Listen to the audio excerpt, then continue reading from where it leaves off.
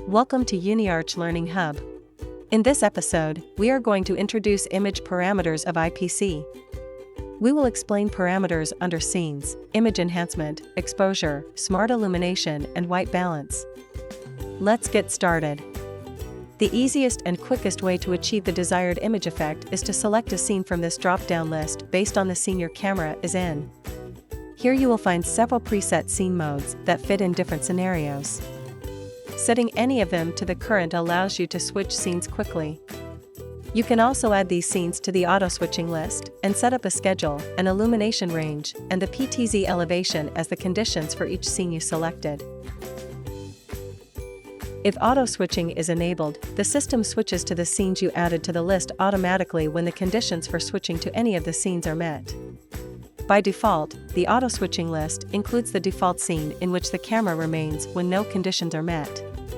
When a scene is selected, the corresponding image parameters are displayed below. You can manually configure them according to actual needs as well. Let's have a look at image enhancement first. Here you can move the slider or enter the value to adjust the parameters like brightness, saturation, and so on. Image rotation helps to flip images vertically or horizontally, making it more flexible to watch the live video. Next is exposure. There are some exposure modes corresponding to different scenes.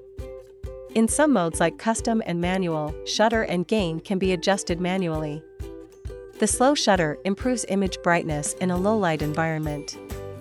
Enable this function, we can set the slowest shutter speed that the camera can use during exposure.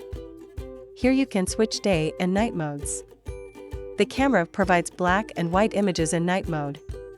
When day mode is on, it displays high-quality color images using the existing light. Automatic mode is highly recommended as it enables the camera to switch between night mode and day mode automatically. When it is on, the sensitivity and switching duration of the day and night modes can be adjusted. Below you will find settings for WDR, and to adjust them you need to enable WDR first. For cameras that support true WDR, the level from 1 to 3 represents digital WDR, and the above is true WDR. It's advisable to set WDR on automatic mode as it will adjust its level automatically. Now let's move on to smart illumination.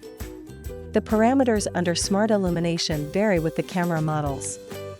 For example, for cameras without built-in LED lights, you will find the infrared mode only. Other camera models may also support white light or dual light modes. Next is focus, which provides different focus modes and other settings for PTZ cameras only. Then we move on to the white balance. There are several modes on this drop-down list to fit different scenes. In advanced, you will find defog function, which can be used to adjust the clarity of images captured in fog or haze conditions. It can be enabled when WDR is off. That's all for today's learning. Hope this will be helpful to you. Thanks for your watching. See you next time.